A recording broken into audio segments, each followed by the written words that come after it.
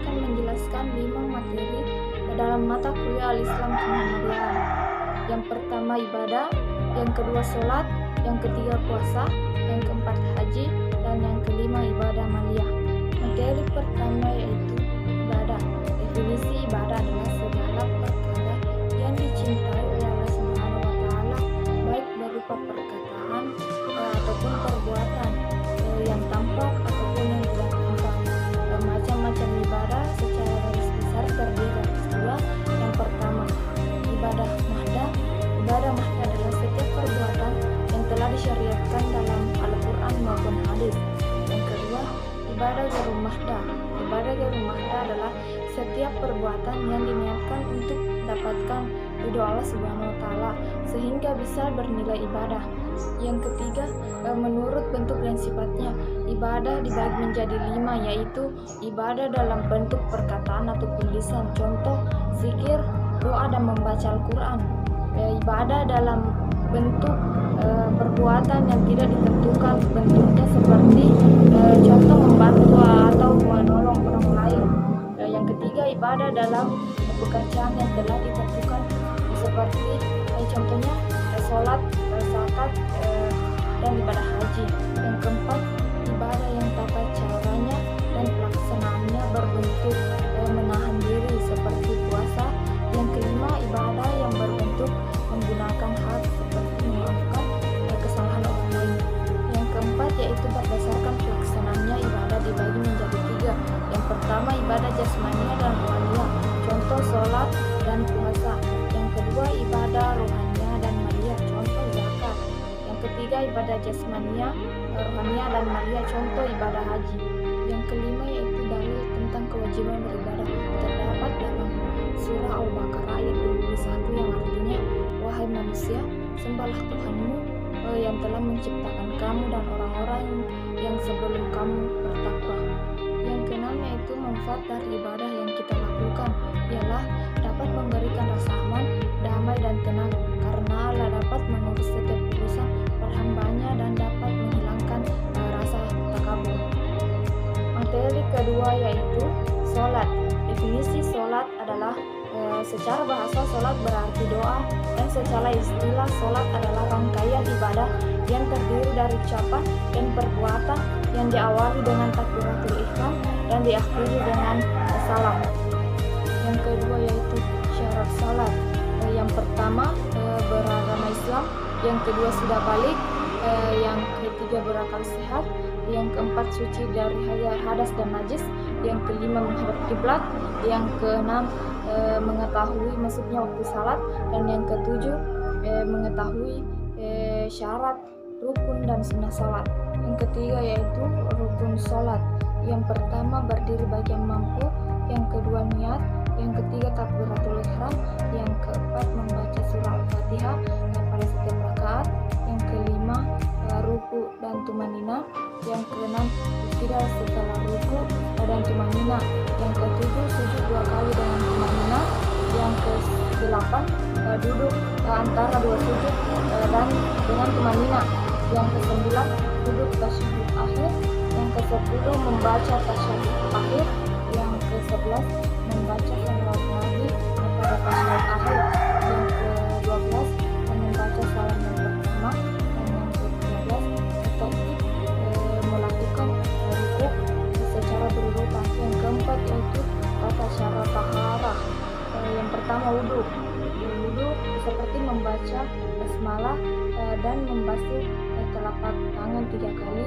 Yang kedua berkumur, menghisap air dan menyemburkannya 3 kali.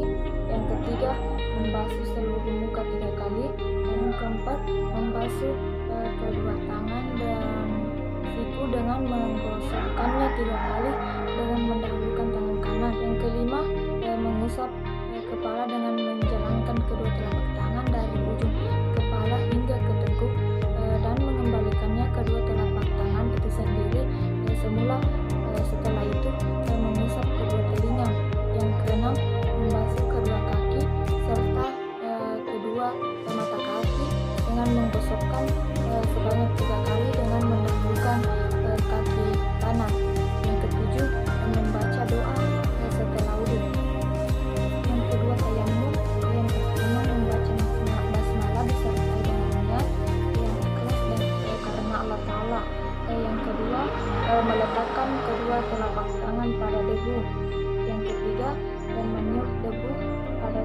kedua telapak tangan, yang keempat mengusap wajah, yang kelima mengusap punggung telapak tangan kanan dan telapak tangan kiri dan sebaliknya.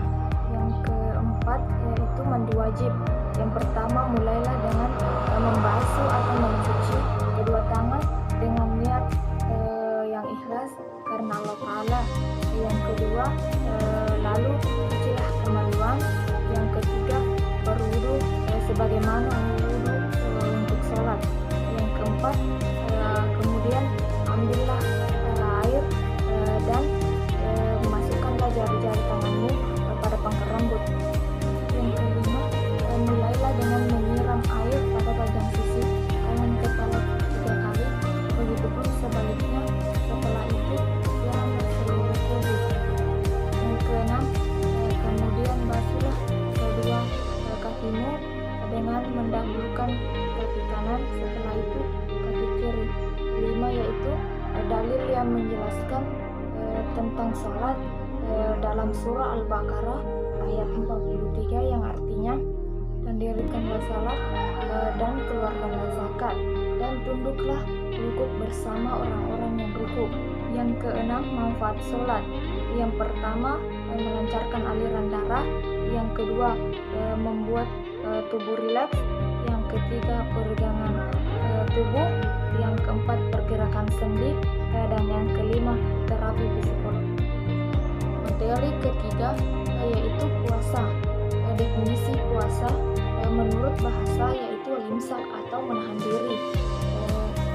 Sedangkan menurut syar'i yaitu menahan diri dengan niat dan seluruh yang membatalkan puasa seperti makan, minum dan bersetubuh mulai dari terbit fajar hingga sampai terbenamnya matahari. Yang kedua, hal-hal yang dapat membatalkan puasa. Yang pertama, haid. Yang kedua, muntah disengaja. Yang ketiga, muntah pada saat puasa. Yang keempat, memasukkan obat ke dubur dan kubul. Yang kelima, gila. Yang keenam, melakukan pekerjaan yang membatalkan puasa. Ketiga, manfaat puasa bagi kesehatan fisik. Yang pertama, membantu menurunkan berat badan. Yang kedua, meningkatkan metabolisme tubuh. Yang ketiga, menjaga berat badan tetap ideal. Yang keempat, manfaat puasa bagi segi spiritual keagamaan. Yang pertama, makin bertakwa kepada Allah Subhanahu wa Ta'ala. Yang kedua, melatih kesabaran. Yang ketiga, memperkuat hubungan dengan Allah Subhanahu wa Ta'ala. Materi keempat yaitu haji. Yang pertama, definisi haji. Dari segi bahasa, haji berarti menyengaja. Dari segi syar'i, haji berarti menyengaja mengunjungi Ka'bah untuk mengerjakan ibadah yang meliputi tawaf, sa'i, wukuf dan ibadah lainnya untuk memenuhi perintah Allah Subhanahu wa Ta'ala dan mengharap keindahannya dalam masa tertentu. Yang kedua, syarat haji. Yang pertama, beragama Islam. Yang kedua, berakal sehat. Yang ketiga, balik. Yang keempat, mampu baik secara fisik, mental dan juga materi. Yang kelima, sehat jasmani dan rohani. Yang keenam, merdeka, bukan budak. Yang ketiga, rukun haji. Yang pertama, ihram. Yang kedua, wukuf di padang Arafah. Yang ketiga, tawaf. Yang keempat, sa'i. Yang kelima, tahallul. Dan yang keenam, tertib. Yang keempat, macam-macam haji. Yang pertama, haji ifrad. Yang kedua, haji kiram. Yang ketiga, haji tamattu. Yang kelima, hal-hal yang dapat membatalkan dan diharamkan dalam pelaksanaan haji. Yang pertama, mengenakan pakaian berjahit. Yang kedua, menutup kepala bagi laki-laki. Yang ketiga, menutup wajah bagi perempuan. Yang keempat, mengenakan wewangian. Yang kelima, membunuh binatang buruan. Yang keenam, melangsungkan akad nikah. Yang keenam yaitu dalil tentang wajib melaksanakan haji terdapat dalam surah Al-Imran ayat 97 yang artinya mengerjakan haji merupakan kewajiban hamba terhadap Allah Subhanahu wa taala, yaitu bagi yang mampu mengadakan perjalanan ke Baitullah. Barang siapa yang mengingkarinya, maka sesungguhnya Allah Maha Kaya, tidak memerlukan sesuatu dari semata alam. Materi kelima yaitu ibadah maliyah. Yang pertama definisi zakat, zakat mal dan zakat fitrah. Definisi zakat dari segi bahasa berarti bersih, suci, subur, berkat dan berkembang, dan dari segi istilah adalah harta tertentu yang wajib dikeluarkan oleh orang yang beragama Islam dan diberikan kepada golongan orang berhak menerimanya. Definisi zakat mal adalah zakat yang dikenakan atas segala jenis harta yang secara zat maupun substansi perolehannya tidak bertentangan dengan ketentuan agama. Definisi zakat fitrah adalah zakat yang wajib diberikan oleh umat Islam setiap setahun sekali saat Idul Fitri berupa makanan pokok sehari-hari. Yang kedua, ketentuan zakat fitrah dan zakat mal. Zakat fitrah yaitu zakat fitrah dapat dibayar dengan 3,5 liter makanan pokok. Selain itu dapat juga memberikan biji-bijian seperti gandum, beras, hingga kurmania. Yang kedua, ketentuan zakat mal yaitu hasil pertambangan, hasil pertanian, hasil ternak, dan hasil perak. Dalam materi ibadah maliyah terdiri macam-macam ibadah maliyah, yaitu infak, wakaf, kurban, akikah, dan hibah. Yang pertama infak. Infak berasal dari kata anfaqo yunfiqu, artinya membelanjakan atau membiayai. Yang kedua wakaf, menurut bahasa Arab artinya adalah berhenti atau menahan.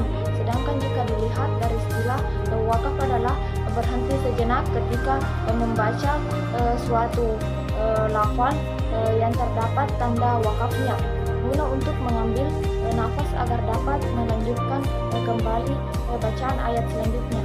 Yang ketiga akikah. Akikah merupakan salah satu bentuk untuk menandakan nilai-nilai ketauhidan kepada anak yang masih suci. Yang keempat kurban.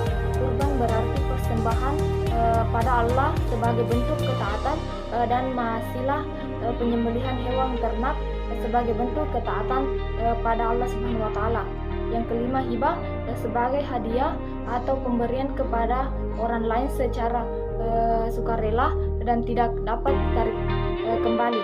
Itulah tadi penjelasan kelima materi dengan ucapan wabillahi taufiq wal hidayah. Wassalamualaikum